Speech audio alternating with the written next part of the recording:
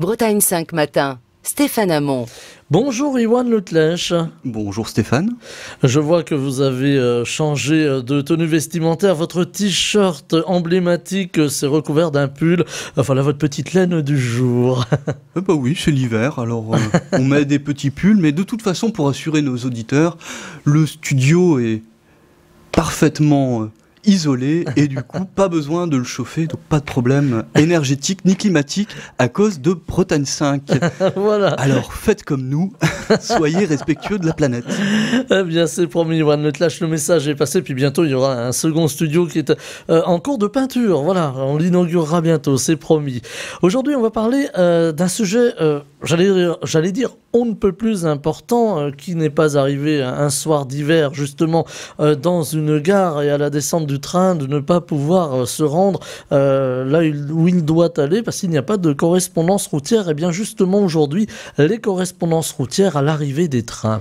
Oui, et d'ailleurs c'est intéressant ce que vous avez dit, le message est passé avant de lancer la question sur les correspondances, puisque on renvoie finalement à l'historique même des transports publics que sont les postes, messagerie, poste et le courrier en correspondance, la correspondance écrite. Finalement on est sur l'origine des mobilités, des transports que l'on va retrouver encore aujourd'hui, le lien entre poste et transport en Écosse où la poste assure via ses minibus qui récupèrent le courrier du transport de personnes, et puis surtout les cars postiers en Suisse et puis dans les régions avoisinantes là où ils ont des marchés publics.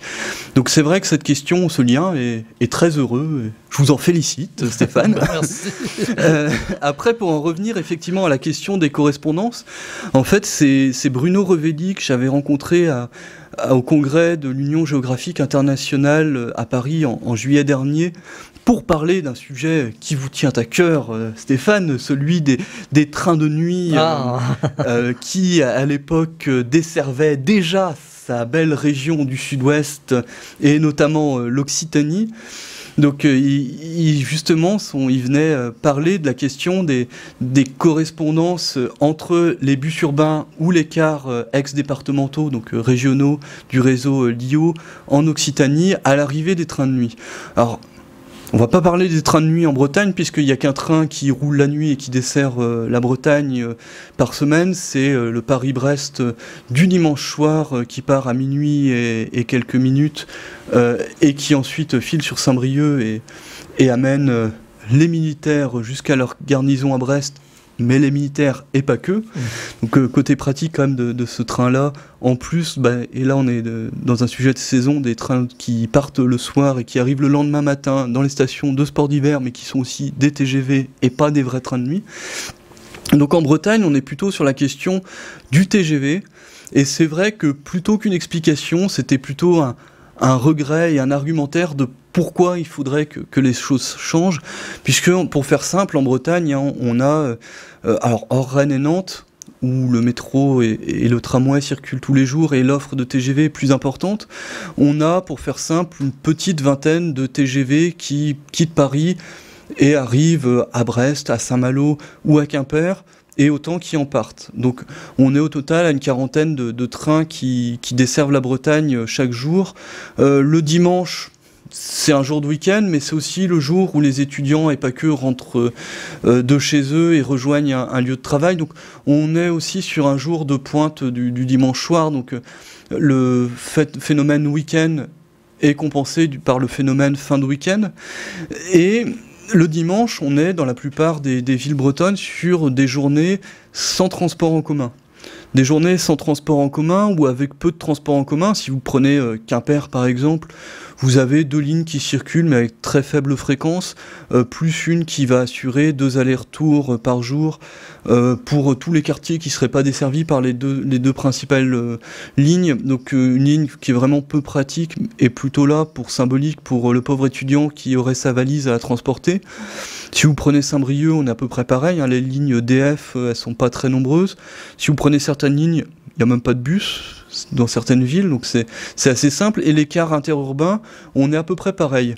Alors, vous Stéphane, je sais pas, mais moi j'ai plutôt tendance à faire du tourisme, par exemple, les jours où je travaille pas. je pense que la plupart des gens qui nous écoutent, c'est à peu près pareil. Je vous confirme. Alors, je sais pas, ça fait rigoler Frédéric, la technique. Lui, j'ai l'impression qu'il loisirs et tourisme, c'est à peu près pareil.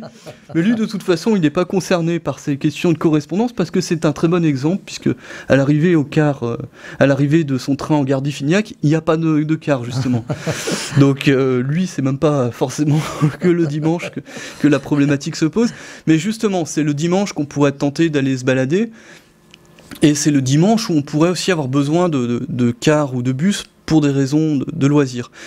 Et justement, c'est là que se pose la question en Bretagne, où on a un maillage ferroviaire qui est très faible, trop faible même, et qui mériterait, c'est un petit message à Michael Kernez et autres, Loïc Chenet-Girard s'ils m'entendent, qui mériterait d'être étoffé à la fois en termes d'infrastructure, en termes d'offres et en termes de cadencement. Donc je sais qu'ils sont sur des réflexions positives dans ce domaine-là, donc moi je les encourage tout à fait. Mais en tout cas, si on prend les trains de nuit en Occitanie et si on prend les TGV chez nous, alors les TER on n'en parle même pas, vous arrivez dans une gare, n'importe laquelle, Quimper, Saint-Brieuc, Auray.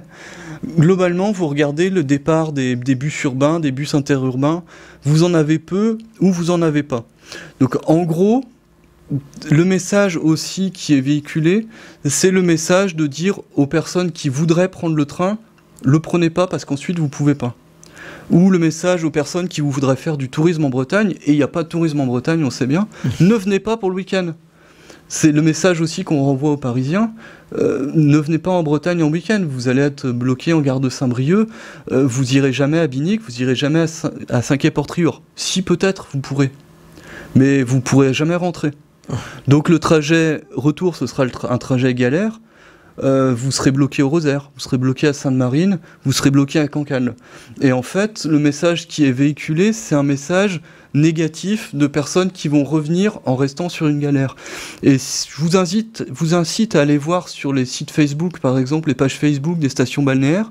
Vous verrez globalement, il y a deux options. Soit Saint-Quay-Portrieux, par exemple, vous avez le site internet Quayvoite, qui part du principe qu'il n'y a pas d'offre publique et où le privé a pris en charge la défaillance, parce que c'est ça dont il s'agit, de l'offre de transport public local, pour permettre aux personnes qui seraient bloquées, parce que le terme est là, à Saint-Quay-Portrieux, de rentrer sur Saint-Brieuc et de prendre un train.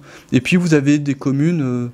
alors j'en citerai pas pour pas faire de pub négative, mais où vous avez inversement des messages haineux sur Facebook, comme quoi, comment ça, c'est pas possible, il n'y a pas de bus, c'est quoi, c'est à Paris, il y en a toujours. Alors on n'est pas à Paris, il n'y a pas forcément besoin d'un métro toutes les 20 minutes entre une station balnéaire et la gare, mais par contre, un bus avant chaque train, et il n'y a que 20 trains qui desservent 5 arrêts, donc ça fait une centaine de départs à assurer, c'est pas monstrueux non plus, permettrait justement de garder une image positive et d'arrêter la galère et peut-être de justifier pour certains ménages l'arrêt de l'achat d'une deuxième voiture, et donc permettrait aussi en matière de finances publiques de ne pas avoir à subventionner l'achat de 2 véhicules électriques pour un ménage là où une seule pourrait suffire. Donc on est vraiment sur une politique globale. Et ce petit geste qui serait de mettre en service les bus qui dorment au dépôt le week-end permettrait, d'agir pour l'emploi et l'attractivité du domaine des transports publics en augmentant quelque peu les heures de travail et donc les salaires des conducteurs, et d'apporter une réponse globale à quelques-uns. Alors je parlais des touristes, mais nous sommes tous touristes, nous avons tous le droit ici à Quessoy d'aller au Rosaire en bus. Faites-le, essayez, je vous donne au défi. Même essayez de faire tout simplement un jour de semaine Saint-Brieuc-Quimper, mais c'est un autre sujet. Ce sujet-là, en fait, des correspondances, c'est un sujet majeur. Certes le dimanche, certes en gare, mais c'est surtout celui qui va être lié à l'effet réseau. Et sans effet réseau, vous n'aurez pas de politique de transport satisfaisante. Et sans effet réseau, vous allez subventionner qu'un seul transport de façon indirecte, qui va être la voiture individuelle, et donc avoir une politique climatique, sociale, écologique contre-productive. Donc investissez pour le bien de tous, mais en masse, de façon à avoir une offre performante. Les correspondances routières à l'arrivée des trains, c'était le sujet du jour de Terre à Terre avec Iwan Leclèche, très en forme ce matin. Eh bien, vous avez gagné le droit de revenir jeudi prochain. À jeudi Stéphane et puis à jeudi Frédéric. Bretagne 5 matin, Stéphane Hamon.